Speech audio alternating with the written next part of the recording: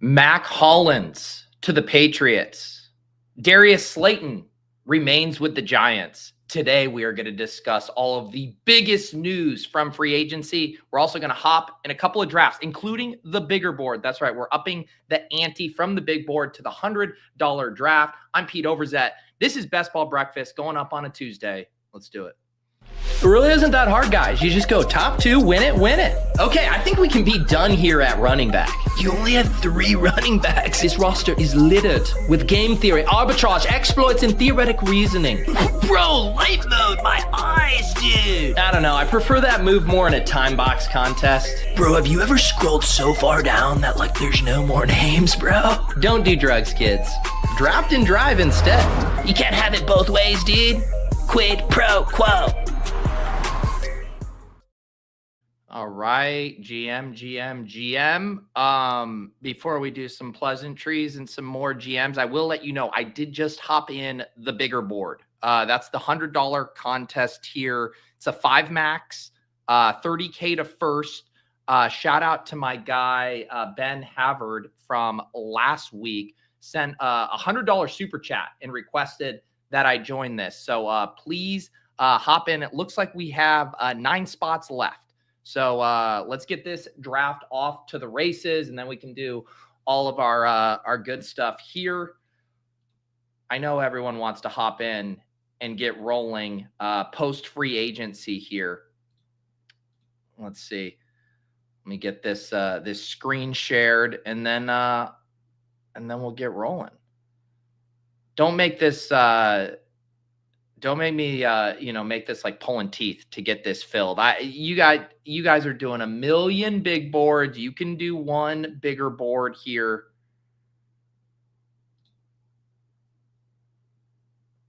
Oh, I have to, my overlays got, I have to adjust my overlays here.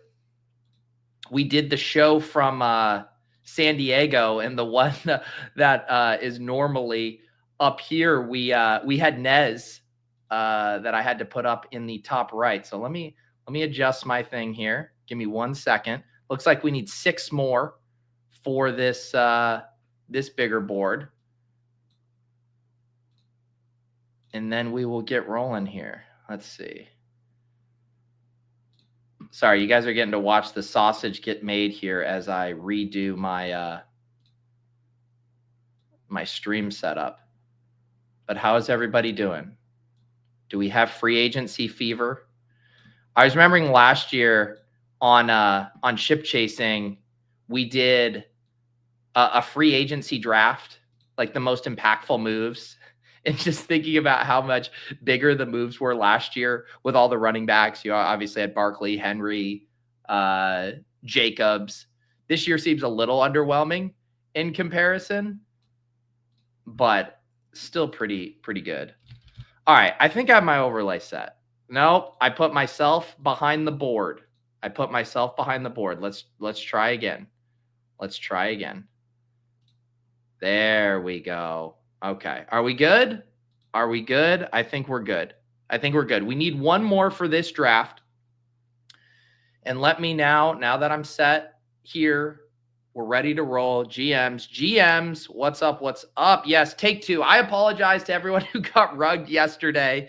I was scheduling the streams when I was still in San Diego, trying to get the time zones right, and I didn't even get the day right. I scheduled it for the same time as normal. I was headed to the airport yesterday when I started getting alerted. I felt really bad. I saw my guy Paul Bergeron was in the chat saying he set his alarm for his birthday to come and do the show, and I wasn't there, so that's on me. Normally I'm pretty good about the scheduling and logistics, but I dropped the ball there. But we're ready to go here today. Yes, Brandon, absolutely for real. Yes, we got a bigger board. One more spot to come draft in the bigger board post free agency. I'm coming into this pretty blind. I was on vacation last week, was not hawking every little news update. I have been reading the Fantasy Life free agency tracker this morning. If you're like me and a little bit behind, this has been a very valuable resource for me. I'll put that in the chat. All right, we did fill the bigger board here. Let's see what influencer slot we can pull. The 1-4.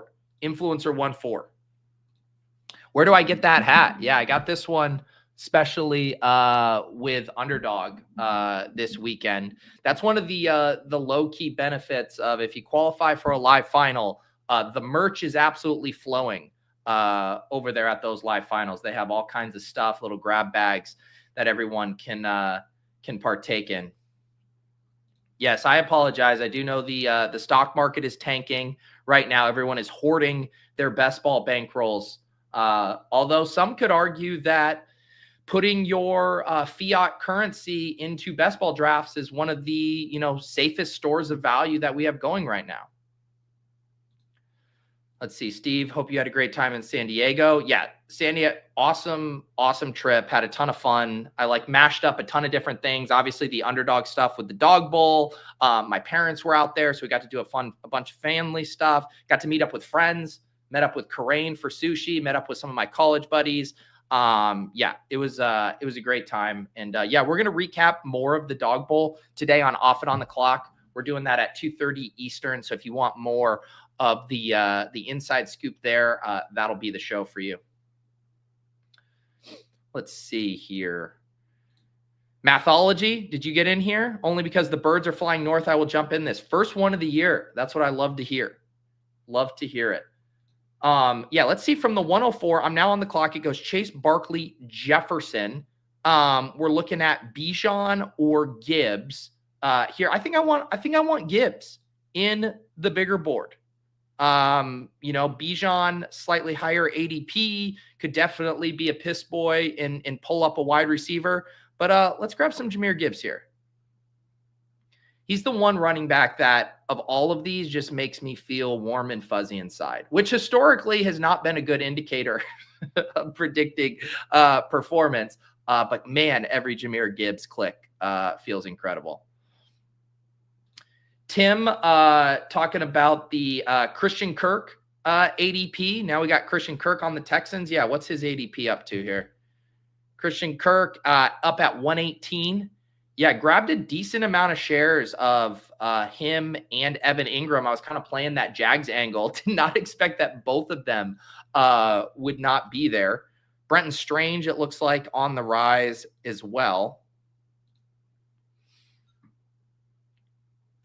Let's see. Kendrick says, if you had to choose either an A+ draft grade from Steph or winning BBM 6, which would you choose? Yeah, definitely the A+ draft from Steph. You can't buy respect from your peers. No amount of money can buy respect from your peers. So yeah, that's an easy choice. All I want is Steph to validate me in my awesome best ball decisions. That's all I can hope for. Let me get this. We were missing part of the draft board there. Maybe we get a little zoom here. Does that do it? That's pretty good right there. Travis Hunter Uprising, yes. That video posted last week when I was out. But if you guys missed that, I have that pinned in the chat. Bindle's referencing the newest video on the Deposit Kingdom. Had a lot of fun putting that together. Did basically a deep dive on Travis Hunter and made the case for why I think he's insanely mispriced.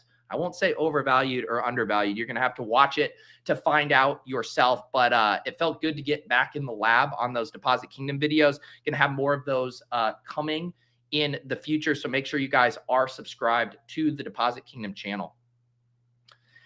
My favorite and least favorite free agency signing. I mean, the Josh Palmer to the Bills is just so boring that I can't get excited about it. So that feels, but it's not least favorite in that it's a bad fit or anything. All right, we started Gibbs. Let's go ahead and grab JSN, right? We now have the Seahawks here post Geno Smith, post DK Metcalf, post Tyler Lockett. JSN, the only show in town here with Sam Darnold. Is one of those things where sure you can forecast maybe a bit of a target boost. I felt like he was kind of already on that trajectory as is, but I wouldn't be moving his value up or down really, because I think you do offset some of the increase in targets with overall offense efficiency. It's hard to imagine the Seahawks being that competitive this year with some of those decisions. but still feels like JSN is going to get absolutely peppered here. So I feel fine grabbing him as my first wide receiver alongside Ladd and Garrett Wilson. I mean, I'll say the Davante Adams to the Rams is a ton of fun, right? Man, this draft is whipping. I am back on the clock here. I could either do Bucky or T. Higgins here. I do like Bucky. I'm wondering if this room is a little avalanche. I'm going to grab T. Higgins here just in case the Piss Boys come out to play and bury me at wide receiver. So we start Jahmyr Gibbs, Jaxon Smith-Njigba, T. Higgins. This is the $100 draft, 5 entry max, $30K to first. And I like the advancement structure on this is pretty nice. 4 of 12 advance from the first round, which is rounds 1 through 13 or 14, the regular season, then 2 of 8 in week 15, 1 of 8 in week 16, and then a 23-seat final there. So if you make it to the finals of this, you are guaranteed $750 with a upside prize of $30K to first. Let's see here. Surprising Debo didn't move more either. Yeah, I mean, that was one. I think what happens generally with the market is there's the immediate overreaction, right? Like we did Best Ball Breakfast last Monday right after the Debo news, and he was going in the 5th round, you know, to the Jaden Daniels draft, or like every single draft that I saw. And then other stuff happens. There's other shiny new objects. Things kind of course correct a little bit. So he's hovering here right at pick 65, which puts him, in the middle of the 6th round? So yeah, chilled out a bit there. What is up, Liam? Kitchen is probably drafting for JJ. It's in his job description. Wait, is JJ in this draft? Kitchen is on vacation this week. We do have the Swolecast. We're going to be doing that right after this show at noon. Neil Orfield is going to be filling in for Kitchen. Nick is high on Devontae there. Where did he go? Yeah, Devontae Adams, ADP of 44.2. And he just went at pick 39 to Mathology. Yeah, that seems about right to me. This is what I didn't notice. Yeah, shout out to producer Mark alerting me to these 15-second draft clocks. I did not realize that the big board or the bigger board was 15 seconds, but that is why we are going so fast. I don't hate it, though. I certainly don't hate it. But now did the draft freeze here? It's a little sticky. Yeah, these 15-second draft clocks, I know when they trial ballooned that last year with some of those smaller tournaments, it was a fun experiment there. And I legitimately did not know that this bigger board was 15 seconds. But again, I don't mind. I really don't mind here. We start Jahmyr Gibbs. Wait, I guess it's a displayer in the draft itself. The window there said 13 seconds. Let's see. Let's see here. Am I not paying close enough attention? No, I'm pretty. It's 15 seconds. It is definitely 15 seconds. Let's go ahead and grab another wide receiver here. We can grab some Tet. Has Rashee? Here's a question for the sickos. Has Rashee Rice been moving up in conjunction with the Xavier Worthy news? Although it doesn't seem like the Xavier Worthy stuff is necessarily going to result in the suspension. I only read a little bit up on it, but was curious if the market was reacting to that a little bit. Where did Xavier Worthy? Xavier Worthy still went at 26 to Chad in this draft, so it doesn't seem like there's too much concern here.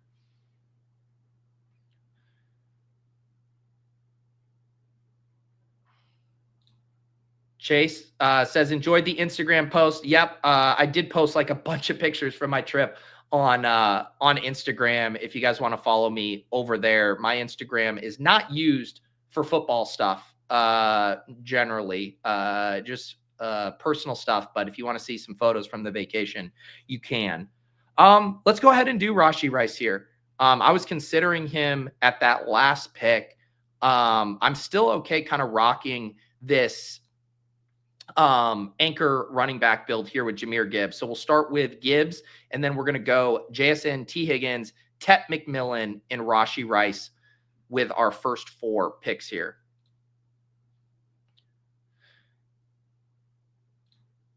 Jake says I'm on phone drafting and all my clocks are 30 seconds. This is so weird. So it is a display thing on the desktop. That's really weird.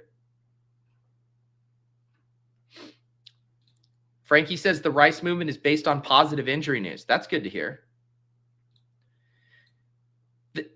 Go AZ cards, a Tet breakdown. I mean, I just think Tet's going to go top 15, top 20 picks. I think he will go somewhere where he can vacuum up targets. The popular comp for him has been Drake London.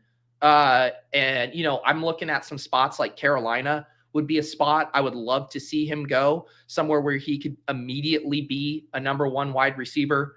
I don't think he's going to end up on the Pats. You know, that price seems a little lofty unless they were to move back or something, but somewhere like there where you have a decent young quarterback in a path to just be the alpha number 1. And traditionally we are drafting that profile higher than we are right now. Getting him at pick 45. I think a pick going top 15 in the NFL draft where they can immediately be the number 1. To me, that feels like a mid 3rd round pick. So yeah, I'm in on Tet at those costs right now. Obviously you adjust after the NFL draft. If he gets a really poor landing spot, you know, you could get the Rome Odunze landing spot where there's a lot of competition, and then you got to kind of bump him down a bit. But I have no problem with his price.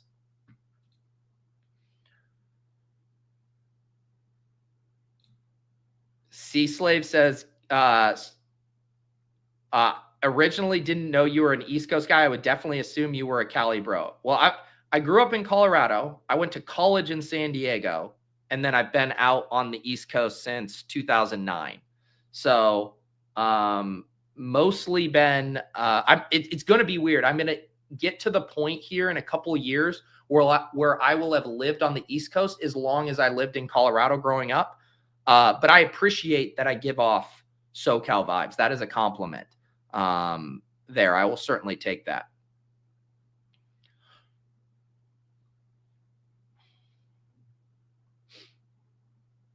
Yeah, it's just a display issue on the 15 seconds. Everyone's looking at the settings, says it's 30-second or 8-hour clock option. So it must just be a weird thing. If you're watching on the stream, you can see here it immediately shows 15 seconds when you're on the clock, but then there's kind of a lag there. I'll go ahead and let our friends over at Underdog know about this in case there's anything they can do on the back end.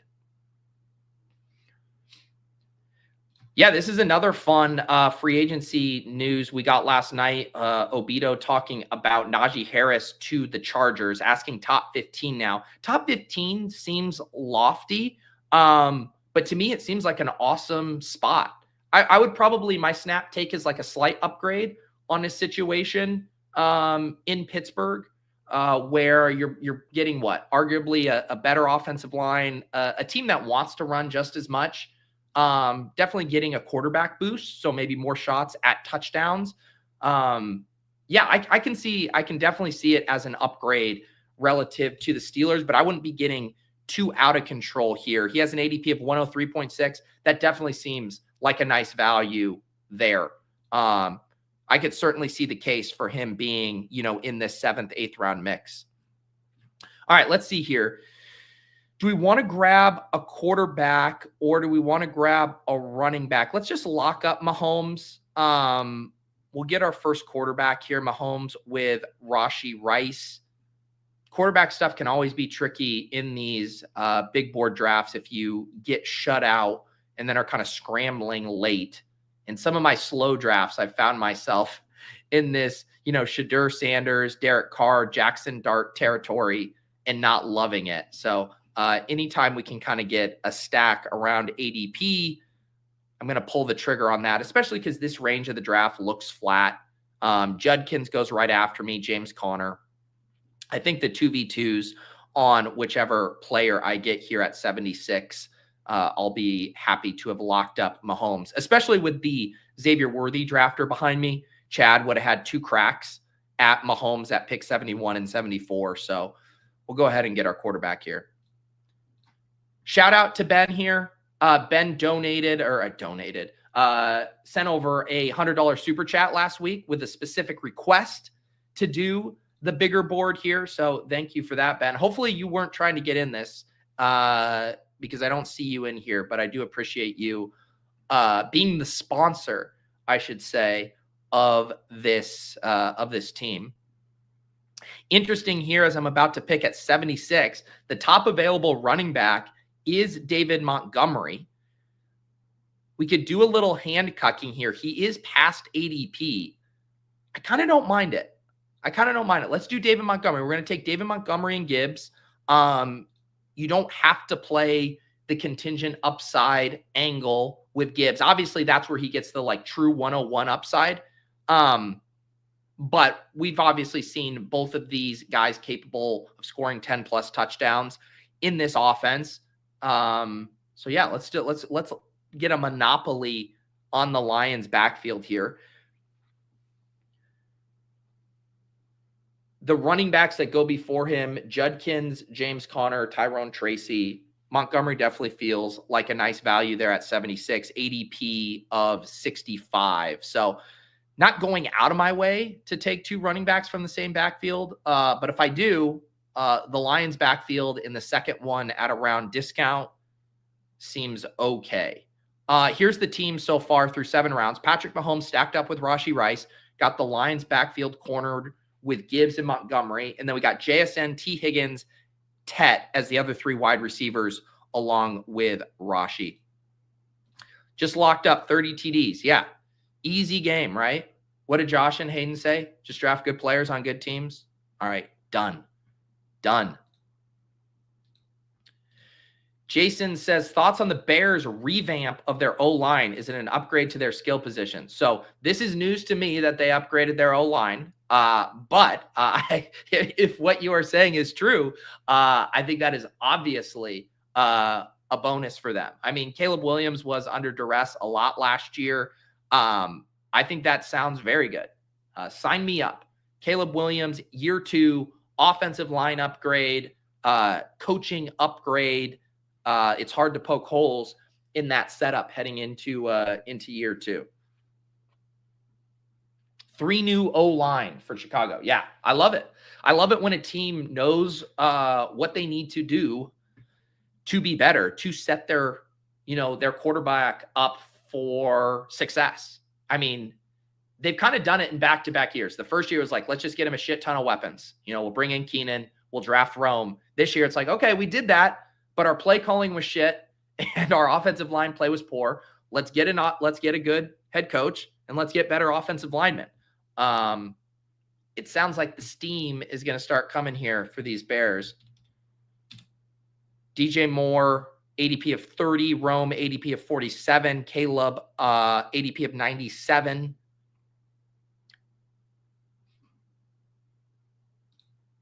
If I win BBM, will I start Legendary Duckside? That's a good joke. I like that. Yeah, I'm going to put Crane out of business if I win BBM. I need to pour some coffee here too. I'm going to make this pick in the 8th round, and then I'm going to pour some coffee here.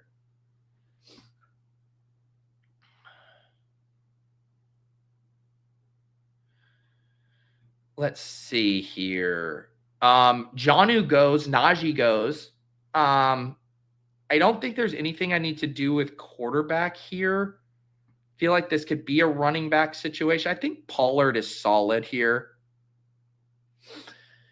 Should be getting a quarterback upgrade. He looked so much better last year than he did the year previous, obviously, when he had that down year with the Cowboys. Get him at a bit of a value here at pick 93.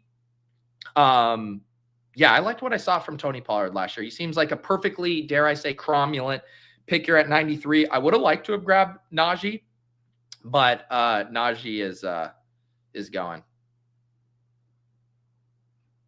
All right, let's pour some coffee here. I said I was going to pour some coffee. I was down bad this morning because I finally got acclimated to West Coast time. Getting daylight savings time did help a little bit. But man, waking up this morning on East Coast time did not feel good. Felt like I had taken 6 NyQuil and gotten hit by a truck. But here we go. Some coffee.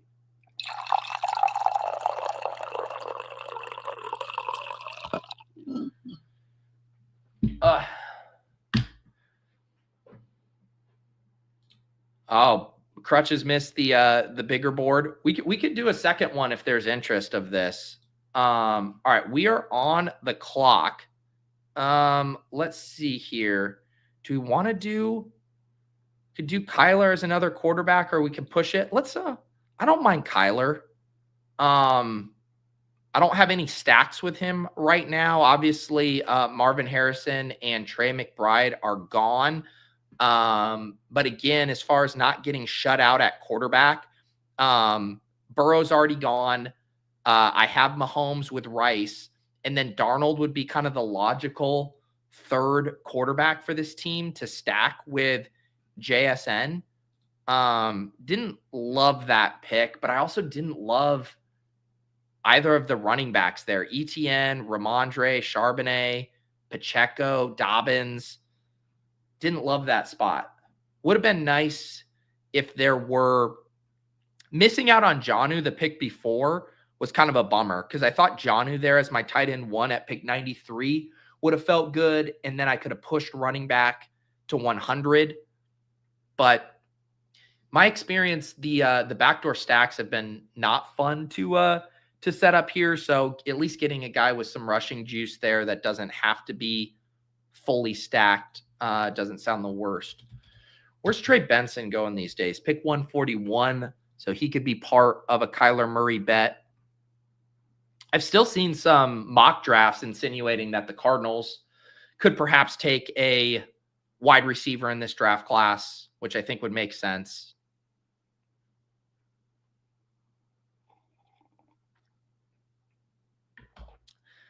Playoff Rondo says that's why you take Odunze over Tet. I get what you're getting at, but I think it's bad to always make player selections based on what is the easier stack from a portfolio perspective. I think there's certainly times where I would want to start mixing in Odunze just to balance out, the wide receivers going in the same range is Tet, but I don't want to always take just the player. It's like I'm never going to take Tet because I don't know who to backdoor stack him with. I think that would be bad.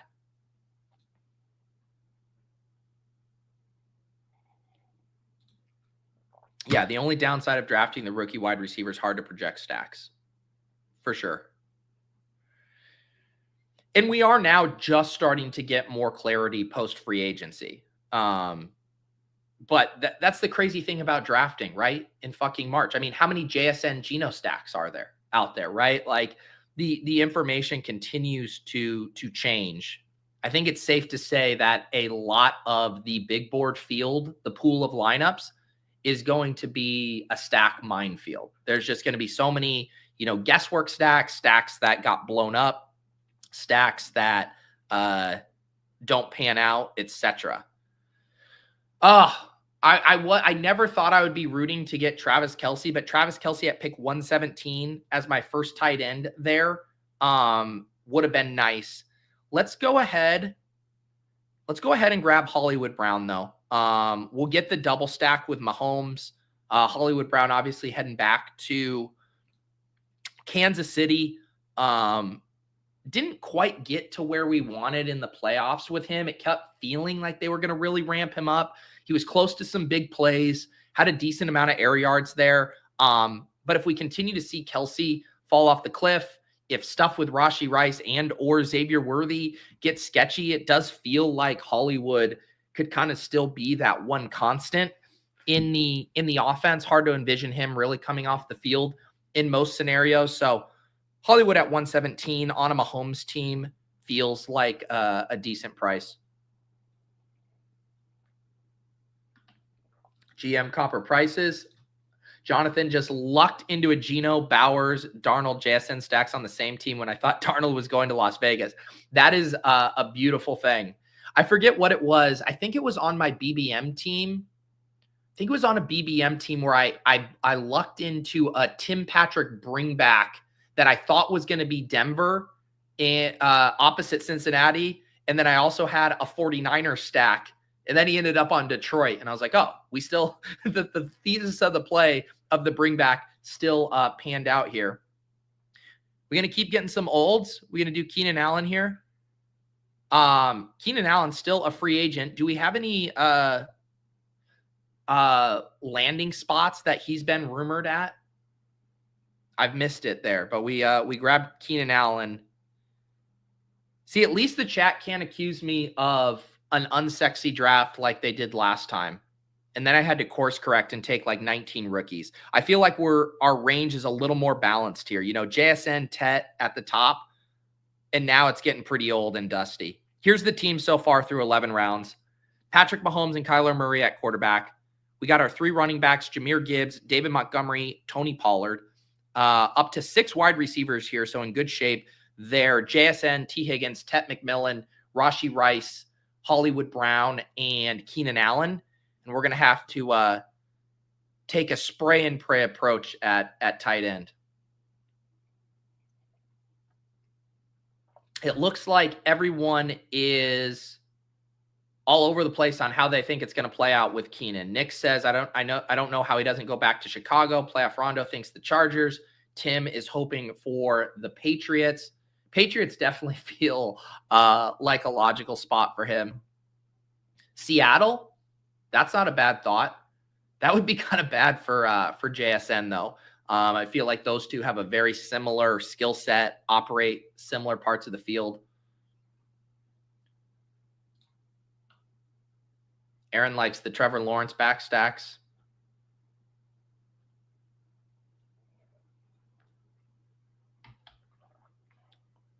Jags want Cup. That fit makes a ton of sense. You lose Christian Kirk.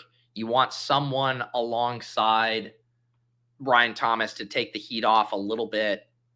That does seem like a good fit there. GM, Tyler. GM.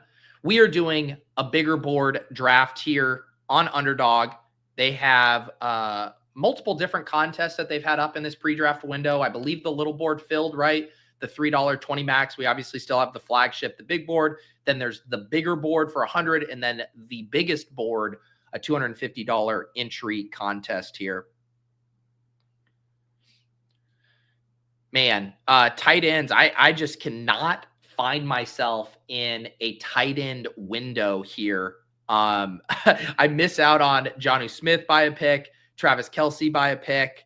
Then right after I select Keenan, we see Goddard, Kincaid, Loveland, and Likely all go off the board here. Let's see. Stefon Diggs, should we just continue this theme? Man, Stefon Diggs falls to 141 here. What's the latest on Diggs? Man, I am now drafting the world's oldest and dustiest, but dare I say, value houndy team ever. Oh, jeez. Someone find me some tight ends. All right, Nick is with me as my value hound. He was cheering my Keenan pick, cheering my Diggs pick. This is the alpha. I did know this. I did know that Stefon Diggs was dating Cardi B. That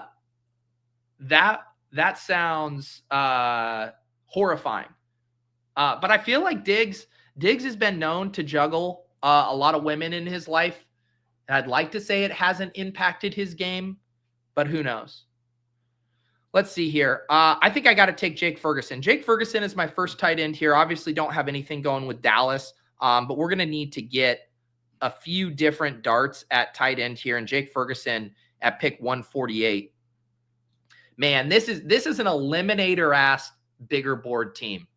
Here it is through 13 rounds.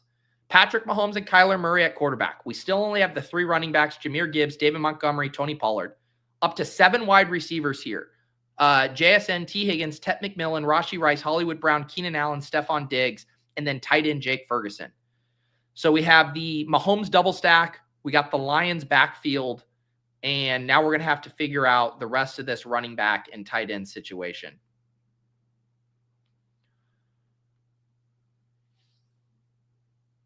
What's sicker, Aaron Rodgers is the Steelers quarterback or drafting in March? Yeah.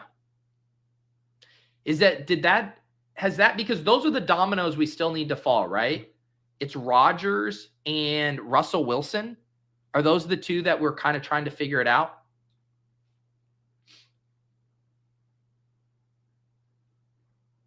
Fields to the Jets was surprising. How do we feel about that? I was reading a little bit of discourse where some people were spinning it as, hey, Garrett Wilson can be the DJ Moore for Justin Fields. And then I saw some counter arguments of, well, DJ Moore actually ran extremely hot after the catch from a touchdown expectation. Can we actually expect that for Garrett Wilson? To me, it seems like almost like a wash. You know, Garrett Wilson was getting cucked in the end zone repeatedly last year by Devontae Adams. Garrett Wilson's really good. Should see pretty massive target upside. Should be the go-to look in the red zone. I can see the kind of the poor man's DJ Moore set up there. And then you also have the outs of, hey, maybe Fields improves a little bit. And maybe that's the most wish-casty thing there as a thrower. But if the system gets him comfortable. But yeah, Fields was getting Pickens the ball a little bit there before he got rug pulled in Pittsburgh. I guess I'd say I don't love it and I don't hate it. I don't think I'd be kind of like massively overreacting for Garrett Wilson. He has an ADP of 26.8. And where did he go in this draft? Why can't I find him? There he is. Oh, wow. He went at pick 23 to Chad. Yeah. So no fear in this specific draft.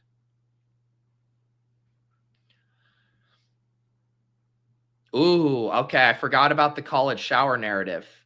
Playoff Rondo saying he played with Wilson at Ohio State.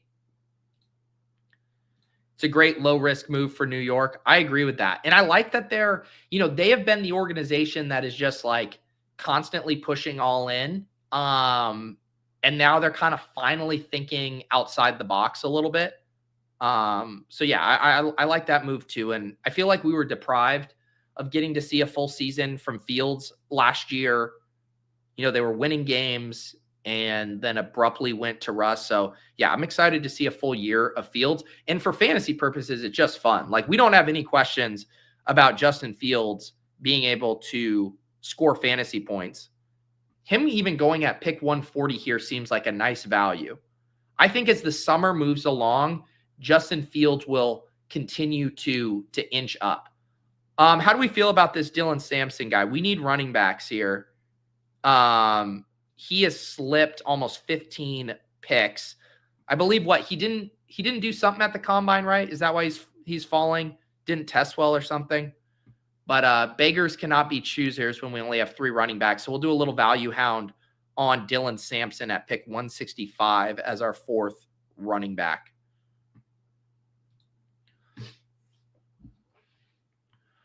Didn't run at the combine. Yeah, I knew it was something like that.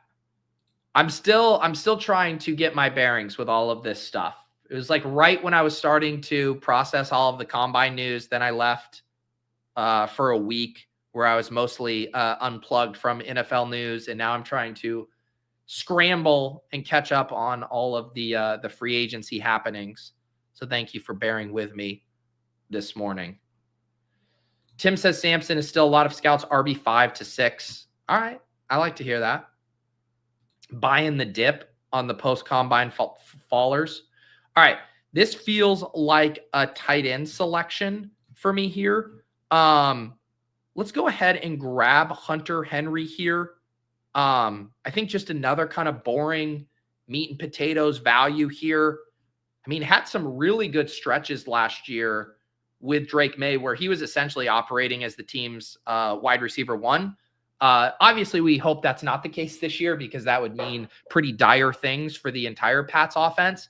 I think ideally Hunter Henry is a nice number two behind an actual wide receiver that they bring in.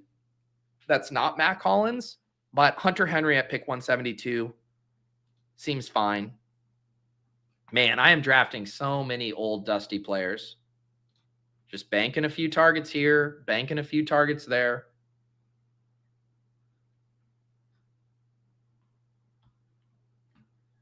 Sampson, more fun mock to Minnesota. Yeah, I was surprised that Minnesota re-signed Aaron Jones. That was that seemed like one of the spots where we were going to get really excited about a rookie running back.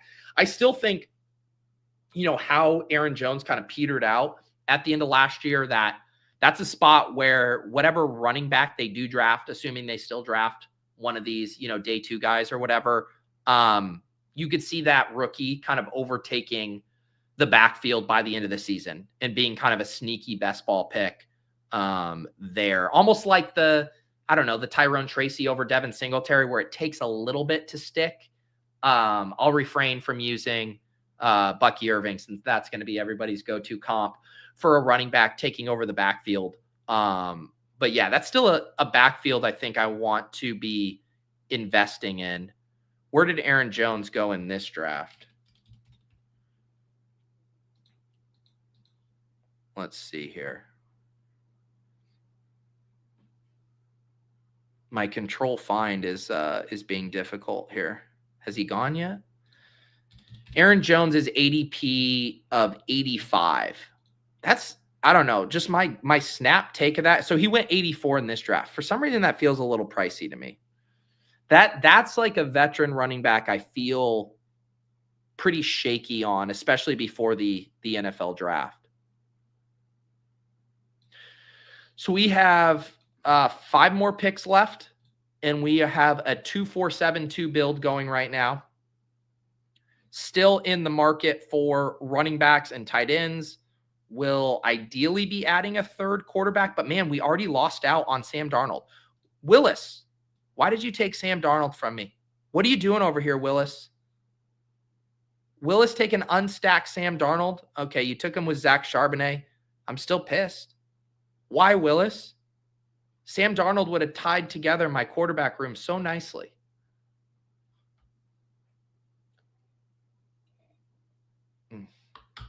But yeah, back on the Fields thing, I mean, the whole reason Fields was cheap last year was because everyone was rightfully concerned about him not starting 17 games. That concern now seems very, very small. Obviously, he could get benched. It's greater than a non-zero chance, but relative to what the risk was last year, I think Justin Fields is going to be one of those players that just inches up over the course of the offseason. All right, we're on the clock. Let's do Harold Fannin Jr. I made you guys sit through so many boring eliminator ass picks. We need a little upside in our tight end room. Jake Ferguson, Hunter Henry. Let's go ahead and grab Harold Fannin Jr. as our third tight end. We were talking about him, I think it was last Monday or 2 Mondays ago. Dwayne has him very highly ranked in his supermodel over at Fantasy Life there. Essentially just a glorified pass catcher. And we'll get some upside in our tight end room here. Yeah, the QB thirst in these pre-draft contests is real. I mean, I'm looking at, it's probably like we could rock a 2 quarterback build with Mahomes and Kyler. I don't think we necessarily have to force it. I think this could definitely be a Jackson Dart team. I think I'm probably running back, and then we'll kind of review the landscape here at quarterback. Let's I can't do this to you guys. I can't click Austin Eckler here. Let's do Ollie Gordon, another guy who I know had a bad combine, but is now a pretty big value. Goes from ADP of 173 to 196. So we are just value hounding the combine fallers here. Ollie Gordon as our 5th running back at pick 196. Matt says the Jets draft a QB and bench Fields at week 9. Yeah, I think that's certainly possible. But I mean, the amount of quarterbacks that are going to have the skill to even be in contention to get started is just so thin this year. I mean, what pick would they have to take a quarterback at that would even be in the realm of conversation for becoming a starter? This is just such a weak quarterback class. And I don't think they're going to spend, a premium pick on one.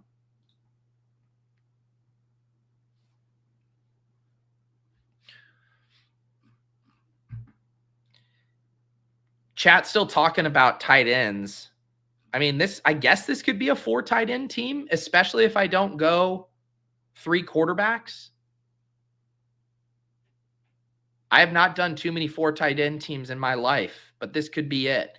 I mean, we're in pretty good shape at wide receiver. So we're at 2 quarterbacks, 5 running backs, 7 wide receivers, 3 tight ends, and we still have 3 picks left. I think one of them is definitely a running back. We're probably getting to 6 running backs on this team where we only spent 3 top 100 picks on running backs and then 2, rookie flyers who obviously could be zeros. Wide receiver, I think we're in good shape, but we're still probably adding an 8th. So we're probably at 6 running backs, 8 wide receivers. And then the question is, are we doing a 3rd quarterback or a 4th tight end? I was going to take Jackson Dart if he made it back. He did not. He went at the turn here at pick 205. I did know, Nick, that Elijah Mitchell is a Chief now. I saw that in the free agency tracker here on Fantasy Life.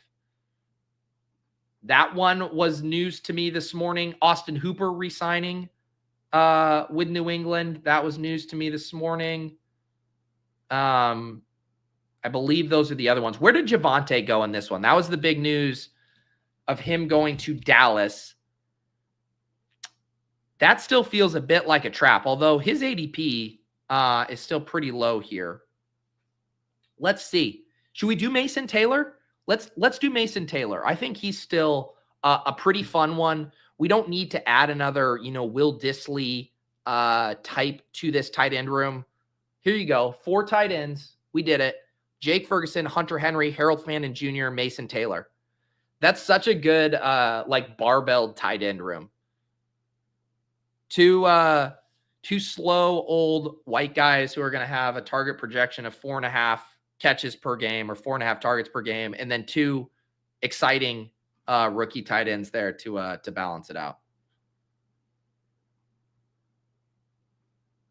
Banking is pissed. This is so disgusting. Drafting NFL in March. It is what it is, Banking. I capitulated. I gave in. Javonte, yeah. Where did Javonte go in this draft? All right, we are on the clock here. I think we're looking at a running back. How do we feel about? We could do Roschon. We could do Shipley. I don't think I've selected Roschon yet. I don't mind that. Obviously, there's I think a lot in flux with the Bears backfield, but Roschon strikes me as a guy who's going to have a role. At pick 220. An ascendant offense. I like that you still have kind of multiple outs to him providing fantasy value because they will use him at the goal line some. They will throw the ball to him a little bit. So you kind of get that dual contingent upside. So yeah, 220. Let's get some access to the Bears offense. And so now we're at a 2674. What a weird ass build. What a weird build.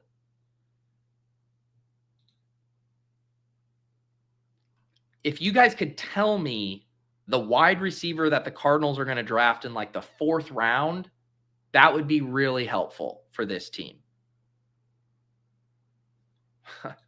Man, that is such a damning comment from Zach. Javonte is at the late career Zeke stage, but he's only 24. Yeah, I mean, they're going to add someone in the draft, right? And then it's just going to be like, he really is. That is such a good comp. He is going to be Zeke for them this year.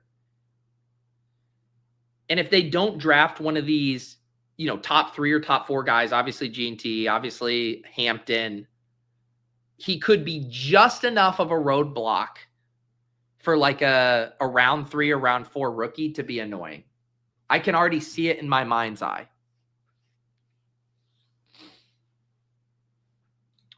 Luther Burden in the second for Arizona. I would like that for the team. I wish in that case I would have taken Luther Burden. I had a chance to take him. I took David Montgomery over him. Or no. Luther Burden went 1 pick before I could take him in the 7th. That fit makes a ton of sense. He only got $3.5 million. Yeah. But the thing about, following the money definitely makes sense, but we also saw the Cowboys invest nothing in their backfield last year. So it is worth kind of taking these signings on face value. It's like innocent until proven guilty. Javonte Williams is probably the RB1 there until proven otherwise. And proven otherwise will probably be in, a month and a half at the NFL draft. Big Sonny wants me to sauce him up. All right, I'll take a look at your team when we're done here. All right, chat, help me make this last pick. We're at a 2-6-7-4. I'll tell you the quarterbacks available. Kirk Cousins, Jalen Milroe, Daniel Jones, Joe Milton, Jameis Winston. It's bad. Running backs, I think, would be in the conversation here. Kendre Miller, Marcus Yams, Antonio Gibson, Steph pushing for a wide receiver, Vele, Horton, Tez Johnson, Lockett.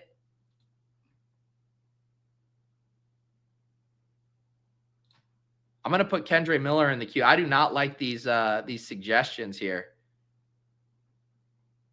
Nick Nash, if I knew what position he played. You want Nick Nash? There. I saw an impassioned case for Nick Nash. We did it. There you go. Now tell me who Nick Nash is. I just learned who Nick Nash was.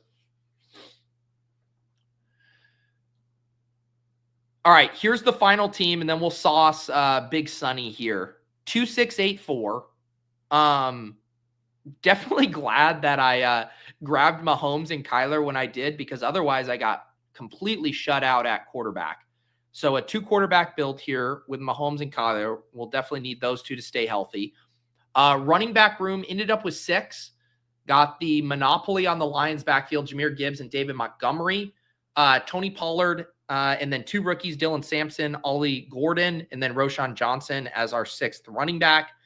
Wide receivers here, JSN, T. Higgins, Tet McMillan, Rashee Rice, Hollywood Brown, Keenan Allen, Stefon Diggs, Nick Nash, and then 4 tight ends, Jake Ferguson, Hunter Henry, Harold Fannin Jr., and Mason Taylor. So other than Tet, who we took at pick 45, all of our rookie exposure was done pretty cheaply here. All after pick 145 for our other rookies. Get that KC double stack. And not a ton of other correlation on this team here. Just trying to survive in these wild big board streets. Let's see. Let me go over to this completed tab here. Actually, why I roast this, let's fill another. Let's do another bigger board here.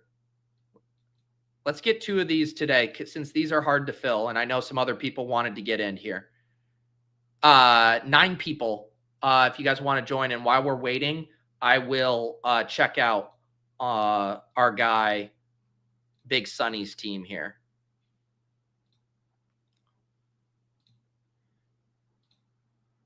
All right, Big Sonny.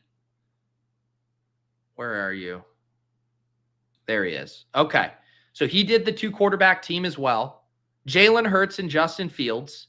Took Justin Fields at 140. I did like the value on that. I think his ADP is going to be much higher here in a few months.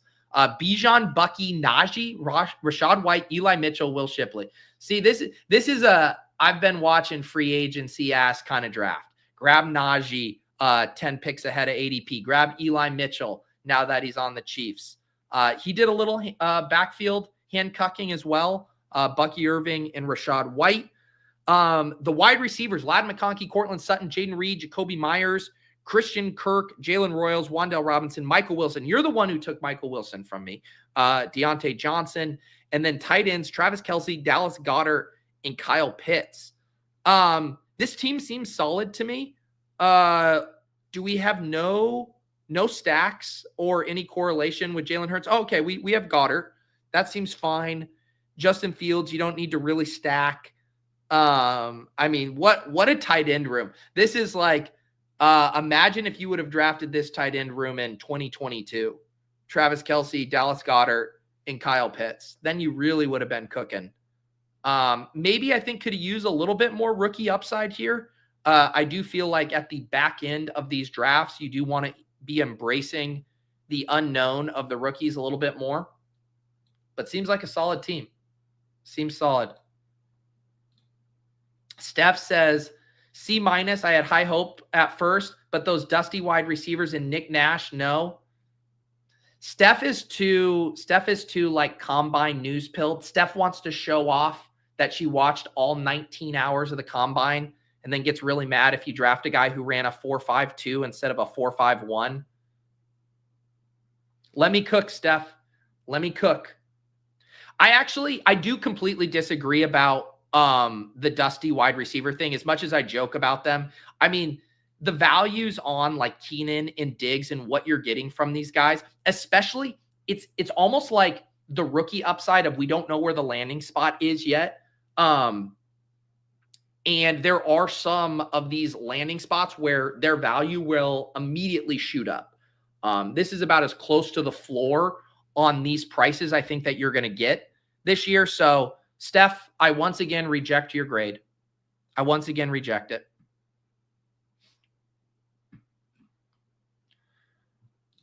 I'm sorry, you can't give a grade a C- because of my last round pick. We're talking pick 237. Do you know, this is what we could do as an exercise. We could go look at the 20th round picks of all of the players from the 2024 big board. Do you know how much goddamn dust there is going to be in there? The hit rate for a 20th round pick in the fucking big board on March 11th has to be sub 1%. I just drafted him because someone in the chat said it, and he was a rookie, and I liked his name. Any relation to Steve Nash? Did we get this draft filled? How many more do we need? All right, we need one more for the bigger board part 2, Revenge of the Board. All right, boom, we filled it. Great work, everybody. Great work. And we got a 102 this time. We got a 102. I feel like I always get the 102, and then I had to grab a Barkley share. Maybe this time I just pull up a wide receiver. Should we just pull up Justin Jefferson?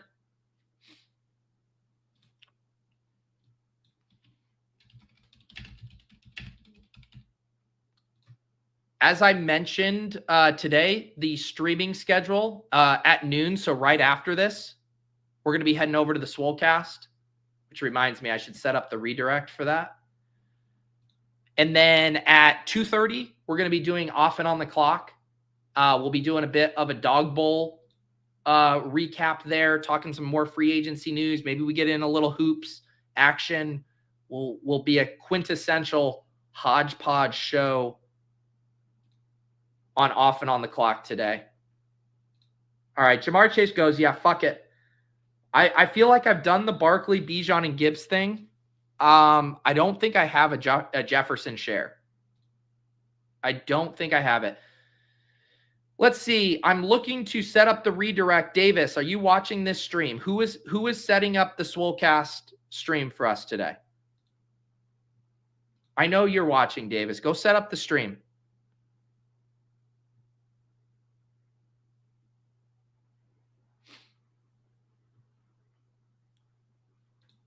Thank you, Nez. Did you get in this one? Yeah, Nez is there at 111. We got Mathology at 1.3. Crutches got in at 1.7. Xspin, Schmo, Ecoxer. All right. Frankie Dash, TTP. I didn't see your 20th round pick. Who was it? Do I need to go look or are you going to tell me? Fine, I'll go look real quick. What did you do, Mathology? What did you do? Audric Estime?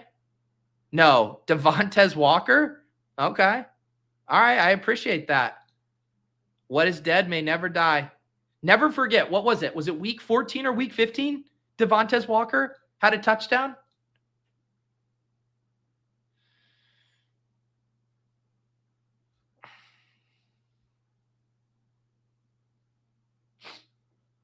See, I disagree with this take. Brian Thomas Jr. over Justin Jefferson. I disagree. I think that's a little too fancy.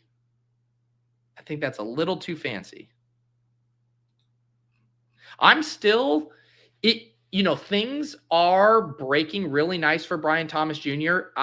I still think that we are overinflating a little bit of the run out last year from a target perspective.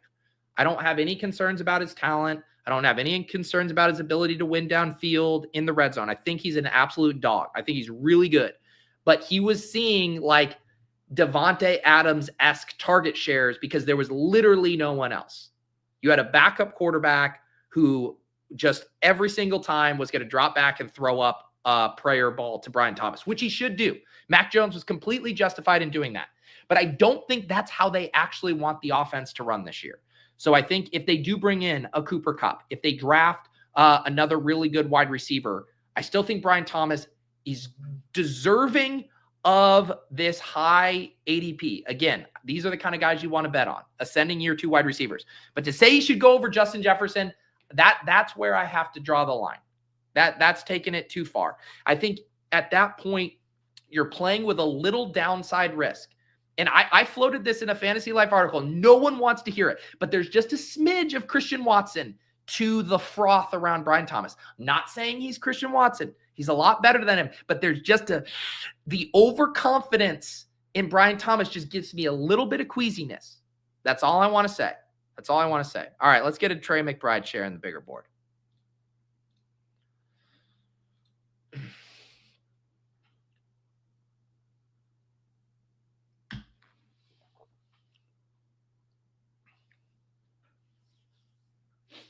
I think Brian Thomas's price right here is perfectly fine. I think this is like near perfect. I would take Malik Neighbors over him personally, but then after that, you don't have any complaints with me. But I can't be taking him over Nico and Lamb and Puka. We're going to do at the last second, I don't want to take Josh Jacobs. I'm back on my bullshit. It's 2025 and I still am reluctant to take Josh Jacobs. We're just doing a piss boy start. Justin Jefferson, T. Higgins, Trey McBride to start. Davis, did you set up the Swolecast stream? I went to go redirect to it and I did not see any Swolecast stream.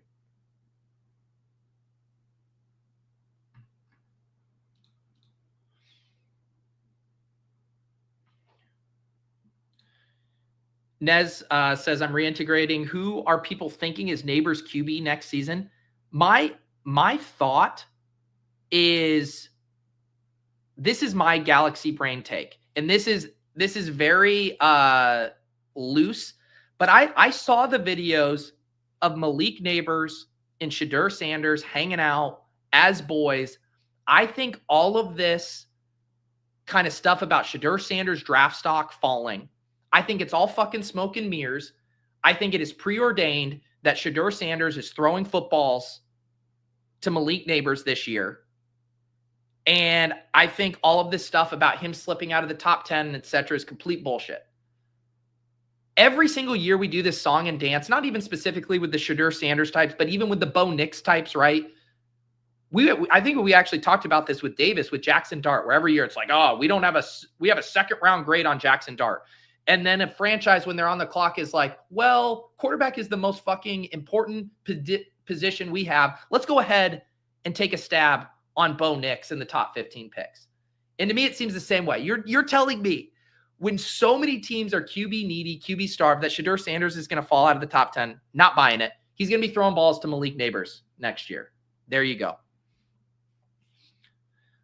Davis, you said you created the stream, but the Swolecast settings do not have the redirect capability. Oh, there it is. Sorry, I didn't recognize the thumbnail. I see it now. Thank you. Like I said, immediately following this at noon, we're going to have the Swolecast, Neil Orfield stepping in for David Kitchen.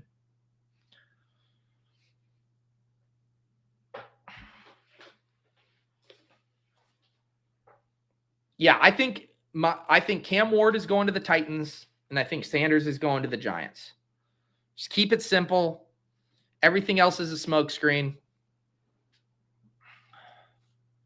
Jonathan's already cooking up the Malik Sanders, Shedeur Sanders stacks.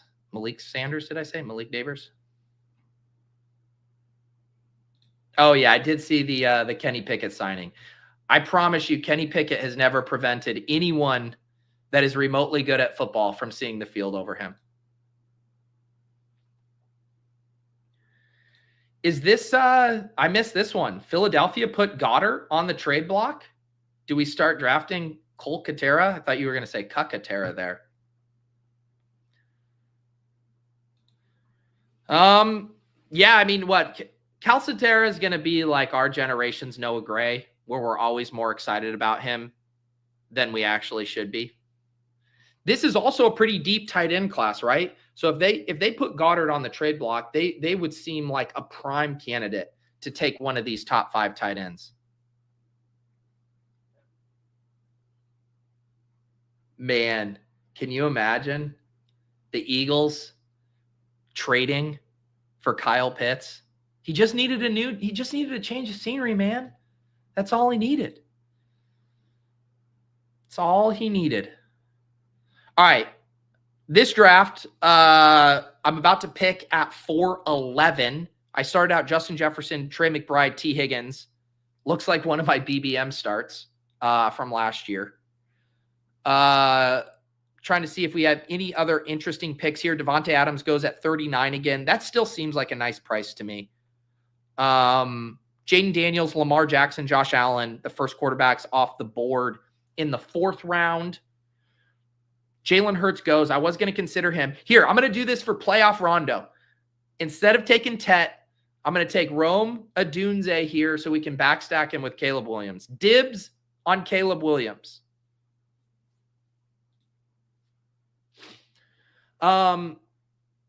We could do the Joe Burrow thing here. Man, it does seem pricey relative to these other guys. Let's have some fun. Let's take DK Metcalf. We haven't had a chance to talk about that one yet. The Pittsburgh Steelers are assembling the greatest collection of straight line runners we've ever seen. The entire offense is just 3 vertical routes. DK Metcalf, Mike Williams, George Pickens. They're all going to hate each other by week 6. They're each going to be averaging 4.5 targets per game. It's going to be the greatest reality TV show in the NFL. There's going to be George Pickens grumbling about his lack of targets, DK Metcalf grumbling about his, and then Mike Williams also grumbling. It's going to be incredible. I had to get a piece of it. DK Metcalf at pick 50.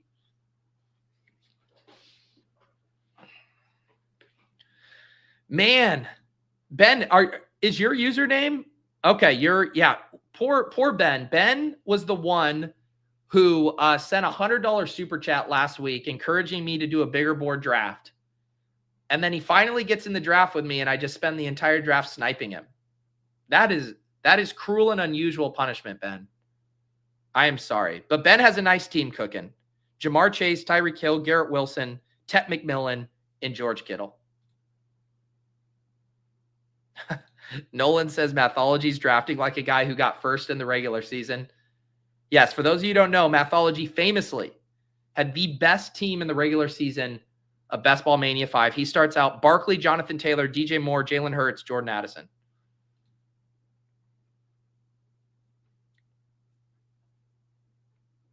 All right, Zach letting me know that Mike Williams is a free agent. I'm sure they'll find another straight line, super athletic, contested catch guy to replace him with. Chad says what Ben essentially did is like one of those cam girls who you pay to get insulted by. Was this just an S&M exercise for you, Ben?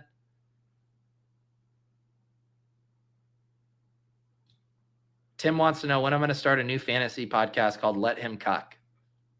That is a good name. I wouldn't want to be the host of that. I would not want to be the host of a podcast called Let Him Cuck, but it sounds like a great name.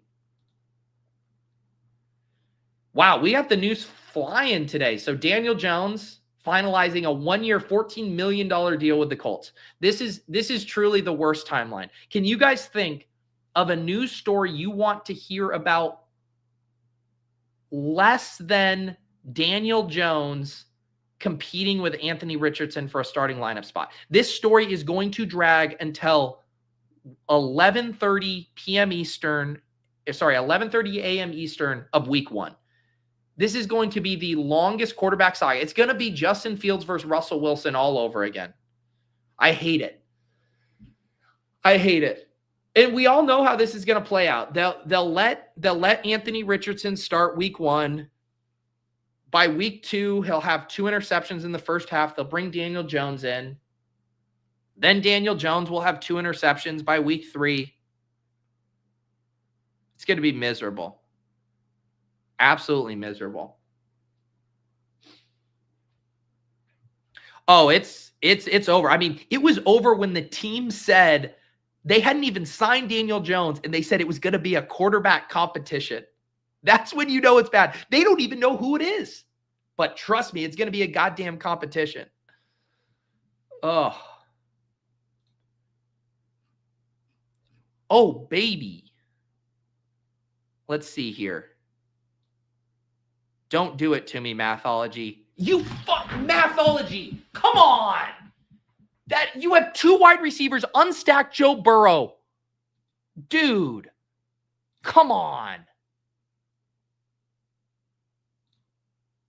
Should we do another? That is so brutal. I'm going to take another share of Montgomery. Dude, I was like, if I push Burrow back around to 70, come on. Mathology, after I went and looked at your shitty Devontae Walker pick, and this is how you treat me? This is how you treat me. Yeah, let him cuck. That's how I feel making this next pick. God damn.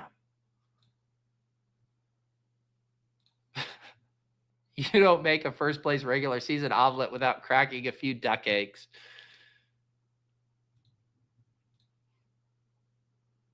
Producer Mark says, worse heel turn than John Cena. Yeah, Mathology. I thought you were supposed to be the likable guy. Remember when you invited me to come up to your house this summer and go out on the boat with the family? You ruined it, brother. I can't trust you anymore. All right. We did get our Luther Burden share here, though. All right, here's the team. We took David Montgomery and Luther Burden there at the turn. So through 7 rounds, David Montgomery at running back, 5 wide receivers, Justin Jefferson, T. Higgins, Rome Odunze, DK Metcalf, and Luther Burden the third, tight end Trey McBride. It's fine. It's fine. But we need to dial the fuck in with these quarterbacks because people be wild out here with the quarterbacks. Ben, you thought you were getting a Burrow? No, that was wishful thinking. That was wishful thinking. If you thought Burrow was going to slide past me with T. Higgins.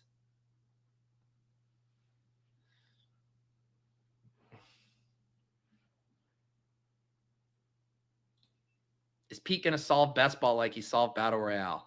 I doubt it. I doubt it, but we're going to have fun. 20 picks past ADP, and he can't even spell past. No, I refuse. I'm not giving you this one, Mathology. You had 2 wide receivers through 6 rounds, and you decided you had to take your unstacked QB2. Everyone knows that this was pure spite. Don't try to spin this off as a value hound play. I really need David Montgomery to be the guy you need in the bigger board.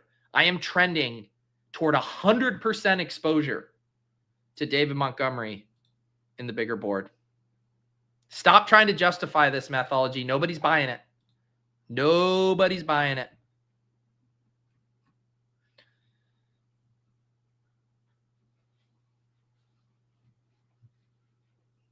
In today's sniper ranks, for sure. The Willis one with Sam Darnold, I think I would have to take a long, hard look in the mirror if I was really upset about losing out on Sam Darnold. Like, that's a level of, like, it's just Sam Darnold, let it go.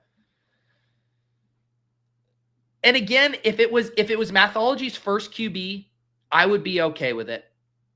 I would be okay with it. I want everyone.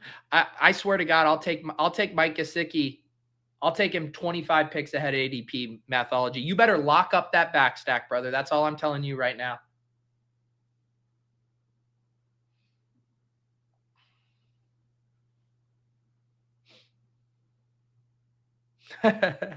Take you out on the lake. That's how all the scary movies start. I knew something sounded fishy about it. Now that you say it. All right, I think I got a little left in the coffee pot here for one more pour. Hopefully it's not too depressing.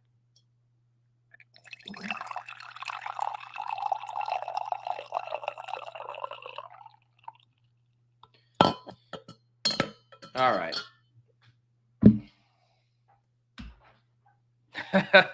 Mahomes won't be getting past Mathology. That's for damn sure. So Jalen McMillan, is his price dropping a little bit with the Godwin re-signing? It looks like just a smidge, right? He went at 89 here, ADP of 83. Because there was a little bit of that out with him. As far as if Godwin doesn't re-sign, then all of a sudden you're getting some good CLV on him. I am finally going to get my quarterback because there is no goddamn way. If Mathology would have taken Kyler Murray there, and where's Tyler? Remember when Tyler predicted Luther Burden to the Cardinals?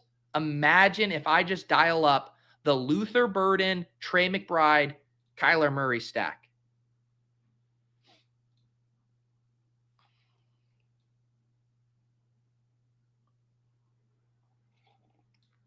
All right, and now we're going to get Caleb Williams. This one's for playoff Rondo. Rondo wanted me to take Rome over Tet so I could get Caleb. Here you go.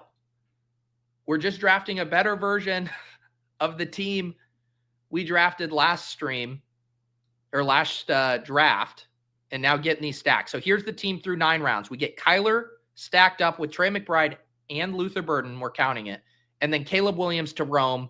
We got one running back, David Montgomery.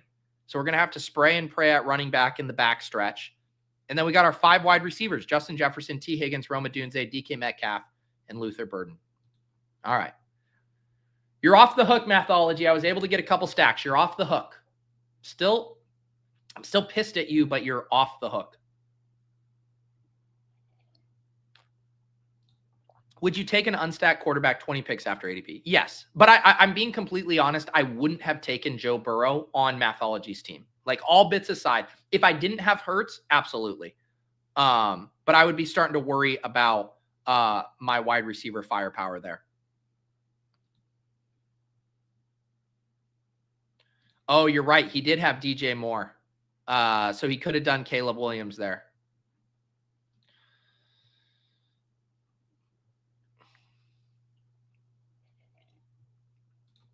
What is your current wide receiver cutoff? I don't have one of those yet. That's definitely more a product of BBM, 18 rounds.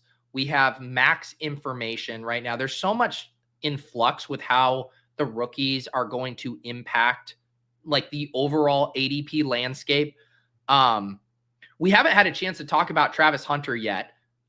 He went at 104 in this room. Where did he go in our last draft?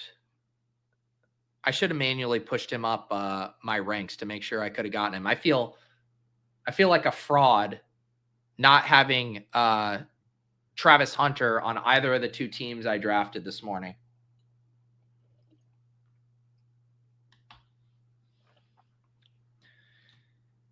Nez, he didn't. I took both last draft. Nez asked, can anyone explain why Diggs goes ahead of Keenan? Last draft, I took Keenan, and then a couple rounds later got Diggs. I think that's just,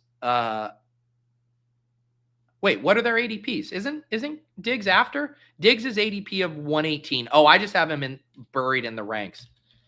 Yeah, I agree with you. I think that's a little weird. Travis Hunter, bump and dump in full effect. Someone tell me which pick you went in the last one. Okay, I'll go look. Let me see here. Where did Travis Hunter go in this one? Who drafted him? Jonathan took him.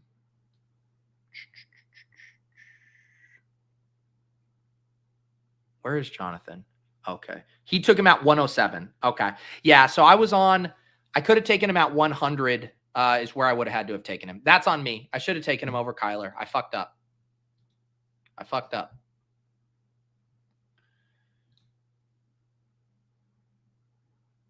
That is my bigger board slow draft. Let's get back in here. All right. This feels like it's going to be a running back pick for me.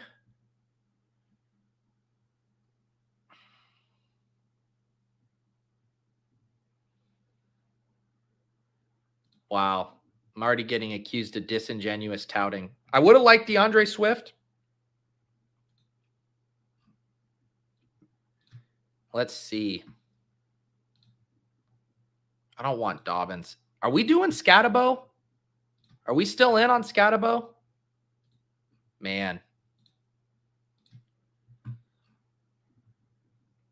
Skattebo. What he still had what did he do? He crushed the agility drills or the jumps, but he didn't run his 40. Was that what it was? We're waiting until his pro day. It's fun to draft a meme though, right? That's what Skattebo is. He's just a meme.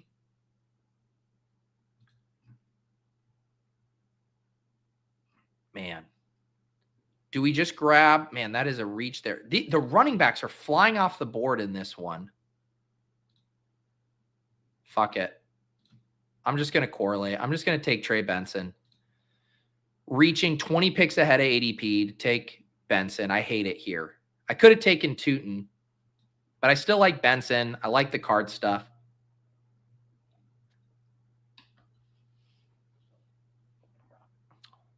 Skattebo was always a landmine. New 49ers fullback. That would be good. He's just going to be that guy that the coaches love. Skattebo like reminds me of, remember that run that Peyton Hillis had?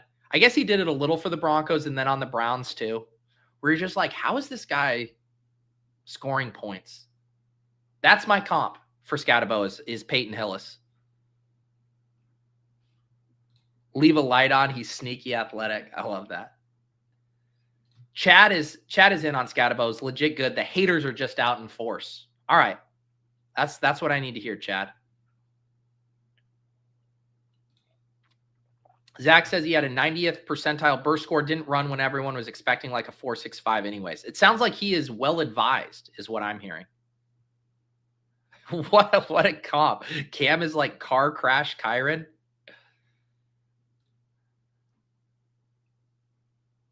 Man, this might be the most polarizing player in fantasy football. Skattebo will be a rugby star in a couple years, says B-Spurf. Yeah, don't forget Peyton Hillis on the cover of Madden. A. Schmall thinks the 10-yard split from Skattebo could end up surprising people. Won't be surprising me. I'm out here selecting him 119 in the bigger board. Yeah, who's going to be the first running back to bring back the neck roll? Or a linebacker, right? Is there anyone in the NFL right now that has a neck roll?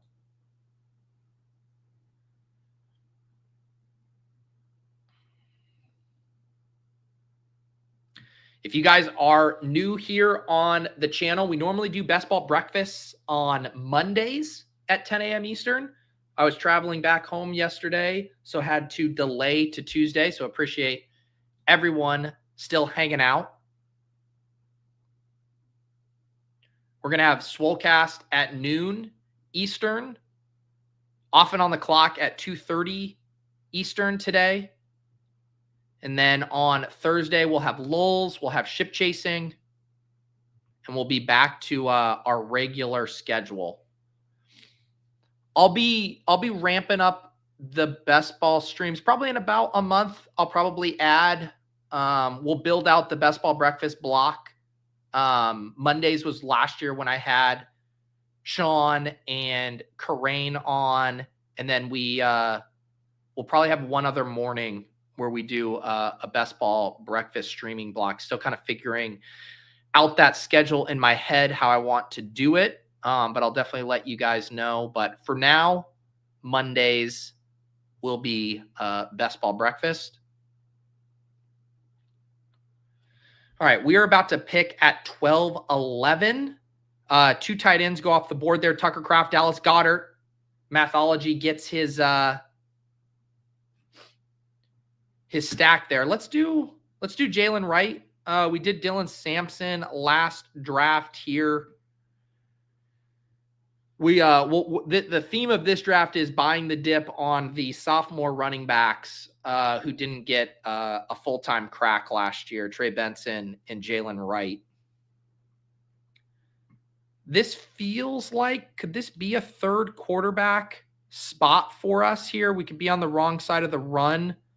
I think I am going to do JJ McCarthy here with Justin Jefferson, pack it in at quarterback here, and then we can just really spray and pray at the other positions the rest of the way. Apparently that's my phrase of the day, spray and pray. If I'm going to take Justin Jefferson at pick 2, I'm going to need JJ McCarthy to ball out.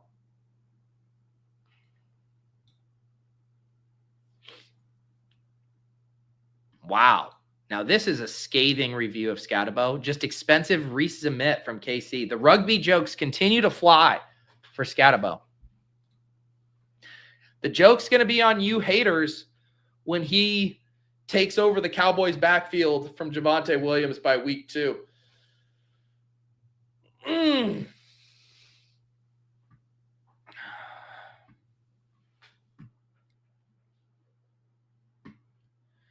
Here's the team for the audio listeners through 13 rounds. 3 quarterbacks, Kyler Murray, Caleb Williams, and JJ McCarthy.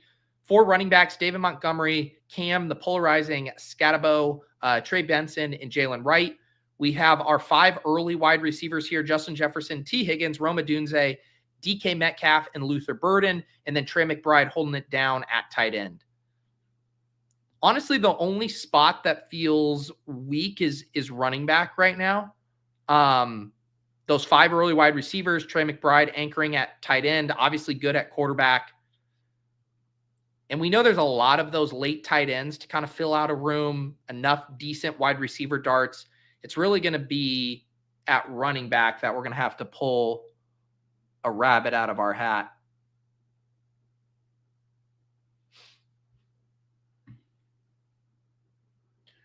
I think I did this last time. I want to get the poll. How many big board drafts are you guys at? The contest is now just over half full. 51.5% full. The contest locks on April 24th at 6 p.m. Eastern. I believe that's right before the NFL draft, or maybe is that a couple days before?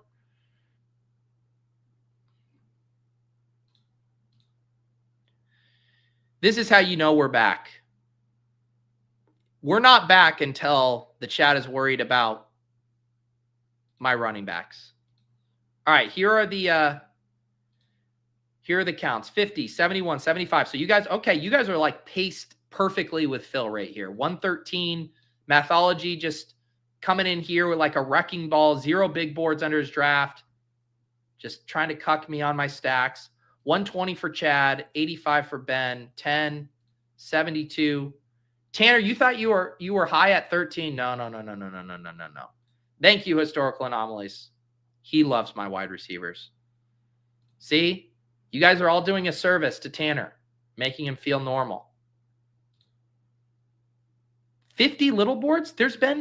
How many little boards have there been? Have there been 3 little boards? I thought they were 20 max. All right. Nez is like me, catching up. I'm out of my 1 of 1 at work. I don't think I fumbled this draft yet. Davis at 101. Congratulations, Davis. Did I hear a rumor that one of your drafts wasn't streamed? Did I hear that rumor? Tough scene. Better luck next year, Davis. Man, the only person to stream all 149 of their big board drafts just does not have the same ring to it. You hate to see it. You hate to see it. I refuse to accept that this isn't the thing. That happened once on the Swolecast, and I absolutely bullied my board back on the stream. All right, we'll take Jerome Ford here. Little value hound Jerome Ford. We need to just throw some darts at running back.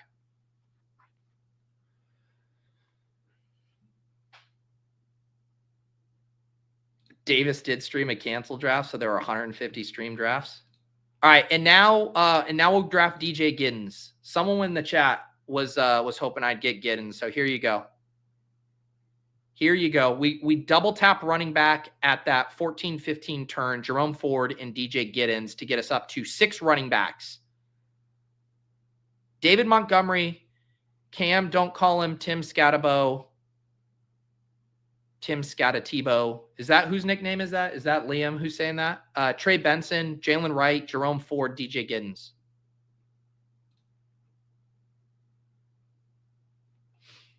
RJ Harvey went 1 pick before me to Ben. Ben went Cam Ward and RJ Harvey. Cam Ward at 168 seems like a nice value to me. What's his ADP? That seems like a nice value. Cam Ward, ADP of 153, goes in this draft at 168. Going to probably be the first overall pick. Going to play 17 games. Seems like he's pretty good. That seems cheap to me. I am not proud. Nick says, I won a pickleball tournament this weekend, but officially converting. Oh, okay. That I will be proud. But officially converting back to tennis full time. You're like John fucking Elway. You accomplished all there was in the sport and then just went out on top. Man, I was so disheartened. I went back. So I was in San Diego. I went to school in San Diego. I went back to my old university campus for the first time since the day I graduated. I had not stepped foot back on the campus. And I went back down to my dorm, my old dorm, and it's right by the water. And we always had the basketball hoops and the volleyball court, and they had added a pickleball net to the basketball court outside my dorm. I was livid. You just wait until the alumni office tries to call me up, hit me up for a donation. I'll be like, yeah, I got the check right here, but not until you remove that pickleball net. I was absolutely disgusted.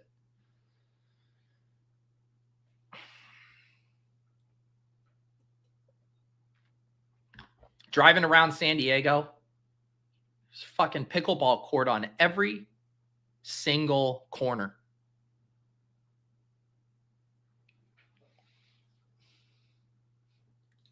You can make a donation and they'll name the court after you. I wonder how much you would have to donate for just to like a random university. You're like, I want you to bulldoze the pickleball court. You're like, you can put up anything else you want, but I'm going to write you this check, then you have to bulldoze the pickleball court. Admit I'm bad at it? I've literally never played, so I'm sure I am. I don't really understand this. You're acting like I tried it and hate it because I wasn't good at it. No, it's an awful sport that ruins communities. They tear down hospitals to build these things. All right, boom. Let's get some tight ends. Should we do Harold Fannin again? Let's do Harold Fannin. What other tight ends do I need to add? What other rookie tight ends do I need in my portfolio? I feel like I have a lot of Harold Fannin and a lot of Mason Taylor.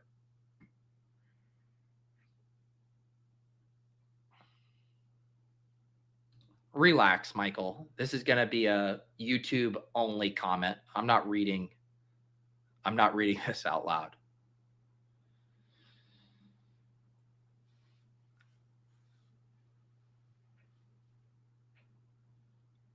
All right. Ben went ahead and took Damian Martinez. I was going to consider him.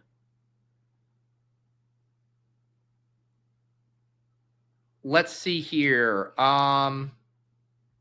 Zach Ertz at the top. I think we should get Rashee Smith, right? We need as many interesting darts at running back, and I do feel like it falls off here. Let's go ahead and grab Rashee Smith. We can get a third tight end later. We have now gotten up to 7 running backs. Here's the team so far. Tell me if we recovered at running back. Kyler Murray, Caleb Williams, JJ McCarthy at quarterback are 7 running backs. David Montgomery, Cam Skattebo, Trey Benson, Jaylen Wright, Jerome Ford, DJ Giddens, Rashee Smith. People forget he's a converted wide receiver. See, I'm starting to memorize these talking points for these rookies. We're still at just 5 wide receivers. A wise man once said, quantity or quality, not both. Justin Jefferson, T. Higgins, Rome Odunze, DK Metcalf, Luther Burden, and then 2 tight ends, Trey McBride and Harold Fannin.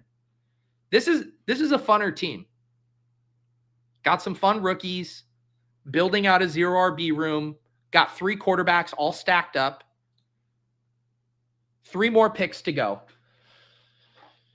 Done at quarterback, probably done at running back. Going to for sure take 2 more wide receivers. What do you think? Is this an 8th running back or a 3rd tight end team? Probably a 3rd tight end team. As much as we're all excited about Harold Fannin Jr., you are always running the risk of a stone 0 from a rookie tight end taken at pick 191.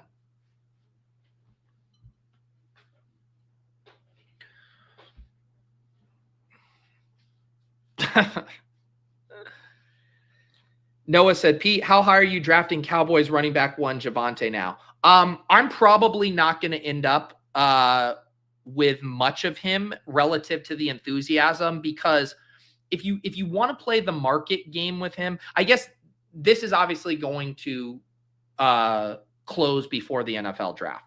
But I truly think there is going to be cheaper Javonte Williams in BBM in all of the post-draft contests than there are now, because they're going to add another body, and it is going to be very easy for us to all start to talk ourselves into the younger, sexier rookie over Javonte Williams. So, the ADP right now doesn't strike me as bad, 185, but he's going way higher than that, right? Like, where did he go in this draft? So he went at 162. Honestly, I can't poke a hole in that. My line on this stuff, and I talked about it with regards to the rookie risers. We were talking about it with Tootin last week. At 162, there's virtually no opportunity cost. I wanted to click in here and see pick 100 and make the case against Javonte Williams. I can't make the case against him at this price. I can't, especially if you had he would have made sense on my team here. Like if I, on this team where I was pretty thin at running back, Javonte Williams as a body, because what you're really doing is you're trying to make, ironically, the Rico Dowdle bet all over again, where you're just saying, no one else is here. What if he is just the starting running back? That's tougher to pay at pick 90, 100. That's what we used to have to pay for these presumptive RB1s in exciting offenses. But now everyone knows Javonte Williams does, and he's even post this at 162. I can't really complain at that cost. I think in this range is completely fine. I would still prefer Algier over him. So I think we are in the right range here. But yeah, I don't have any problem with him at 162. But who knows? I assume that's going to start to change, right? People will get excited about him over the next month. All right. We need some wide receivers here. What do we think? I don't think I've taken. Who should I take of these guys? Torrey Horton, that's been my guy. Savion Williams. Which wide receiver should I take?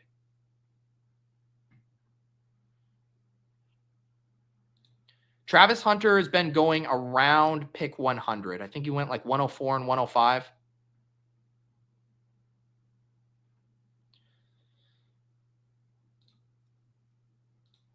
Ooh, I think someone got me to draft Ty Felton last time. Another Ty Felton. This was the guy that had an insane speed score, right? Sure, I'll do another Ty Felton share.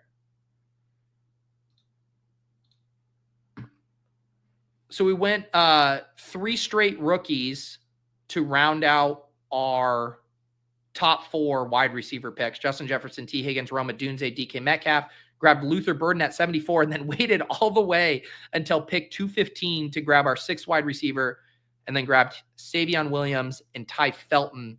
And then we'll probably grab a 3rd tight end here to close it.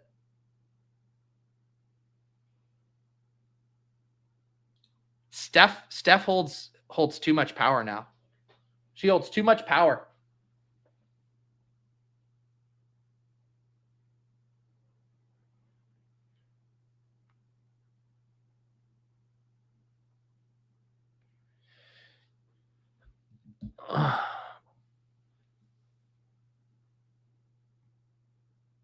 All right. One more pick. This draft is cruising. We were cruising in this one.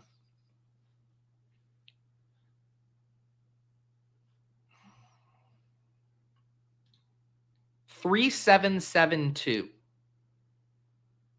What has been your guys'? I think what's the everyone's go-to? Is it 3683?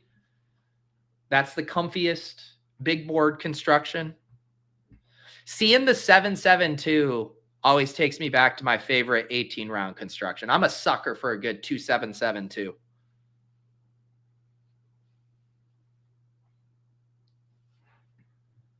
Take MVS?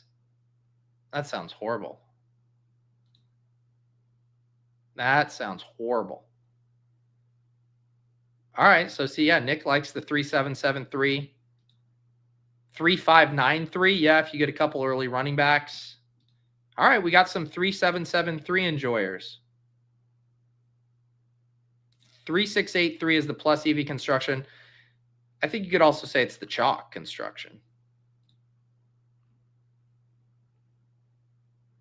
2792. Okay, well, here come the 2792 heads.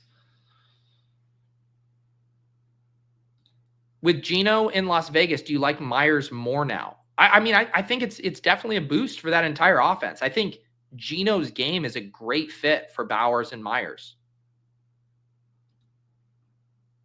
I've been in the range where I took Burden ahead of him. I feel like I've had so many early-ish draft slots in these pre-draft contests that I haven't like been on the side of the board where I've gotten a lot of Jacoby. But I think he's a great pick here. He's a really nice selection when you start a couple running backs or you pull a Mathology and grab 2 early quarterbacks. You just know what you're going to get from him.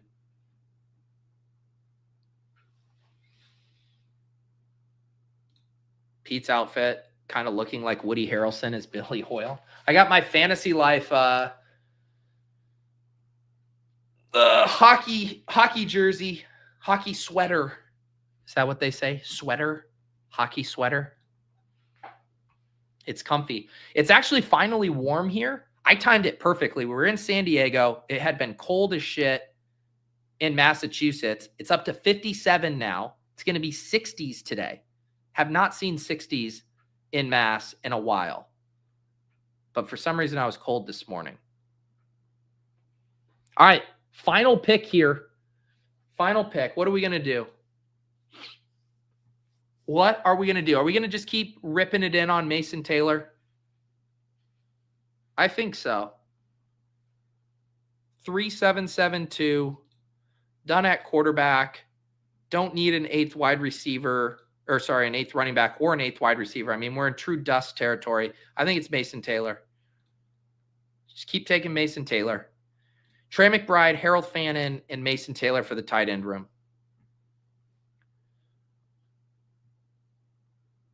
All right, here's the final team. And then I also want to check out Ben's team. Ben, one of the sponsors of today's show, thanks to his very generous super chat last week. Let's head over to the completed drafts here.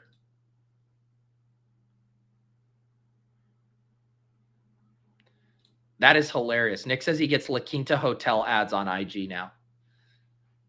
If you want any proof of the Big Brother state, look no further than drafting a bunch of La Quinta Allen and then getting served up La Quinta advertisements. All right, here's my final team in the bigger board. $100 entry, $30K top prize, smaller field, 2,208 entrants. Kyler Murray, Caleb Williams, and JJ McCarthy at quarterback. All of them skinny stacked. We ended up getting to 7 wide receivers in a 0 RB build. David Montgomery, Cam Skattebo, Trey Benson, Jaylen Wright, Jerome Ford, DJ Giddens, Brashard Smith. We got 7 wide receivers, 5 of them early: Justin Jefferson, T. Higgins, Rome Odunze, DK Metcalf, and Luther Burden. Then we tacked on Savion Williams and Ty Felton as our 6th and 7th. At tight end, we had Trey McBride anchoring it for us there at the end of the 2nd round, and then threw darts at 2 rookies, Harold Fannin Jr. and Mason Taylor. Let's see what our guy Ben did in this draft. He had the 3-7-7-3 as well. Brock Purdy, Drake May, and Cam Ward at quarterback. Got a really nice value on Cam Ward. Also had a 0 RB construction. James Conner, Ramondre Stevenson, Rashad White, Dylan Sampson, RJ Harvey, Damian Martinez, and Raheem Sanders. Had the 5 wide receivers early. God, Ben was duping my construction.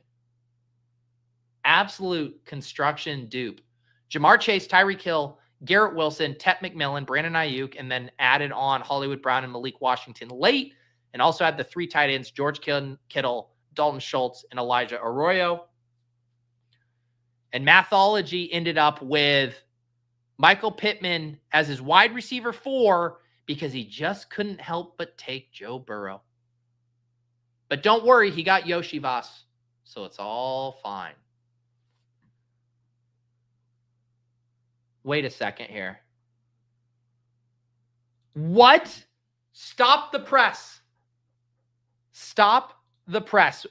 Do my eyes deceive me? Do my eyes deceive me? Does this really say this is your first A draft from Steph?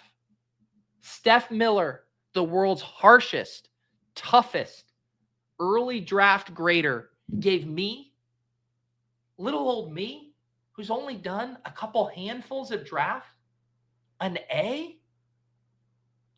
I am going to print this out, run home, tell my parents, stick it up on the refrigerator. Can you imagine if I could get straight A's this semester? My parents said they would take me out to Chili's if Steph gives me straight A's this year. Wow. Oh, yeah. No, I'm going to be bringing in the apples. We'll be making the Christmas cookies. Got to butter up the teacher. Steph, is there any extra credit available? Are there any extra credit opportunities available? Because I need to boost some of those early grades. Wow. Consigliere claiming there's grade inflation in this economy. I don't think so. Steph is held firm with her C's and D's. I think I earned it. That's how I know I earned it.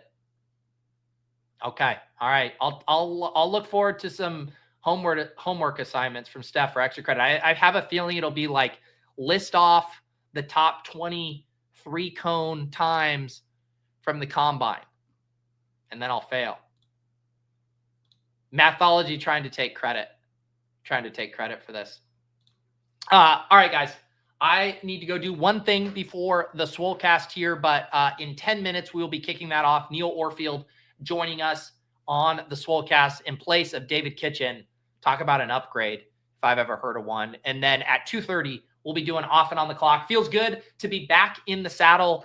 We'll have plenty of streams, newsletters, videos, shows, all of that good stuff. If you guys are new here, we'll be back on Monday at 10 a.m. Eastern for the regular Best Ball Breakfast. Hit the subscribe and the like button on your way out. And happy big board drafting, happy free agency. We'll see you guys next time on Best Ball Breakfast.